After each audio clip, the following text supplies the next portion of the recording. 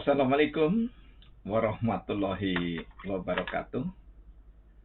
Alhamdulillahirabbil alamin. Allahumma shalli ala Muhammad wa ala ali Sayyidina Muhammad. Pemirsa, bersua kembali kita dalam Indarwanto Hikmatologi. Serial mengajak diri kita masing-masing berpikir, mengundangkan kelembut cerdasan, hati nurani yang fitri, anugerah tertinggi dari Ilahi. Karena qalbu mukmin di dalam hati orang-orang yang beriman, Baitullah, disitulah singgasananya Allah. Tentu menurut agama kepercayaan masing-masing insan di dalam kitab suci yang menjadi pedoman. Pemirsa, masih dalam pekan air susu ibu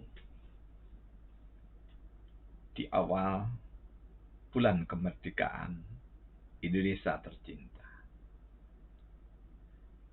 Ada pertanyaan mendasar, apakah yang dilakukan khususnya oleh kantor urusan agama bagi pasangan yang akan menikah?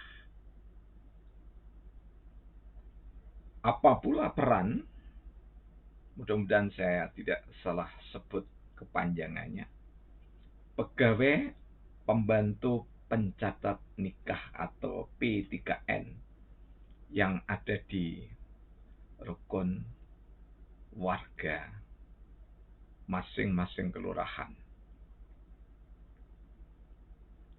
Atau ada yang menyebutnya dengan istilah lama, yakni mudin. Sampai hari ini, peran kantor urusan negara yang dikomandani oleh insan yang paham tentang agama Islam khususnya, yang paling bisa dirasakan oleh masyarakat Indonesia, setidaknya di Malang, kota Malang lebih sempit lagi, yang kami ketahui, tidak ada lain pekerjaannya kecuali memimpin prosesi akad nikah atau pernikahan dengan peran utama sebagai pencatat. Jadi bukan sebagai yang menikahkan. Peran inilah yang paling mendasar, paling utama, dan peran-peran yang lainnya nyaris kita tidak bisa merasakannya. Jika ada pertemuan semacam technical meeting pada calon mempelai berdua, hanya dilakukan beberapa jam dan dikumpulkan sedemikian rupa calon-calon pengantin untuk diberikan bekal pernikahan. Jadi institusi atau pranata rumah tangga sebagai tiang utama penyanggah ketahanan nasional suatu bangsa masih demikian naifnya proses pembelajarannya, sangat amat kurang. Ketika kita berbicara kekurangan, tidak berarti radikalisme anti pemerintahan, tidak demikian. Karena apa? Peran-peran kelembagaan perkawinan justru pola proses sosialisasinya ada di tangan takmir-takmir masjid atau musola yang mengundang sejumlah ulama. Namun lagi-lagi intensitas pendidikan dan pengajarannya masih belum terencana, termanage secara bagus.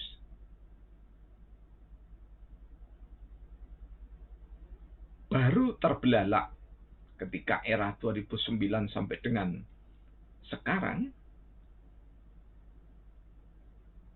banyaknya kasus perceraian, kemudian serta-merta para mubaligh, para dai, ulama, bahkan aparatur pemerintah berbicara tentang sebab perceraian dan sebagainya. Namun sungguh disayangkan, lembaga sekelas kantor urusan agama yang doanya itu Robbana atina fid dunya hasanah wa fil akhirati hasanah wa qina azabannar, baru pada tingkat pencatatan saja yang paling dirasakan oleh masyarakat, plus meeting jombloan, pengarahan ketika jelang pernikahan. Mestinya priwet yang oleh anak muda dikenal masa pasca pra nikah itu mestinya kantor urusan agama idealnya bekerja sama dengan takmir-takmir masjid untuk membuat semacam dalam tanda petik lembaga atau pranata sosial pendidikan pranikah. Jadi bukan sekedar cepret-cepret priwet begitu. Jadi di masa pranikah itu seharusnya anak-anak kita dikenalkan dengan etika pergaulan remaja. Laki-laki ini biasanya dilakukan secara periferal. Jadi serpian-serpian di sana sini oleh takmir-takmir masjid ataupun ulama mubaligh. Yang kedua, harusnya dikenalkan tata krama budaya. Supaya kelak keturunannya jika sekolah nanti di Mesir, sekolah di Amerika, sekolah di Australia dan yang lainnya, tidak langsung menghakimi, menghukumi, dan melecehkan, menghina, memusuhi budaya bangsa ini. Kemudian harusnya juga dikenalkan tata krama dalam agama.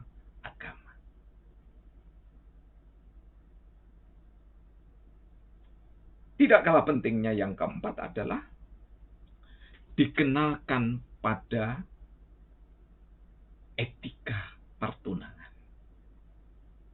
Jadi jangan sampai etika pertunangan itu disampaikan pada saat akad nikah. Dan yang kelima yang tidak kalah pentingnya adalah menyiapkan jiwa raga temanten atau kemanten. Kalau di Islam ada tibum nabawi, bagaimana merawat diri, kemudian bagaimana bersenggama hubungan suami istri dengan cara yang beretika, yang sopan, berperadaban, mana yang diperbolehkan dan mana yang dilarang. Remaja kita nyaris tidak mengetahui bahwa di tanggal 13, 14, 15 setiap bulan itu, bahkan mungkin di antara kita orang-orang tua yang tidak tahu bahwa ini adalah salah satu hal yang seharusnya diindahkan untuk tidak melakukan hubungan persuami istrian. Karena masa ini adalah masa di mana kalau orang Jawa bilang itu pangreman, dititeni, dimasukkan dalam primbon atau statistika Nusantara, orang yang bergaul di tanggal 13, 14, 15 itu kemungkinan ada cedera secara psikologis atau jiwa dan ada cedera secara fisik. Butuh riset. Ini bukan gugon bukan sekedar kepercayaan. Kemudian yang kedua, masa nikah. Masa nikah harusnya mempelai atau calon mempelai sebelum akad nikah itu dibentangkan hal-hal yang qanaah.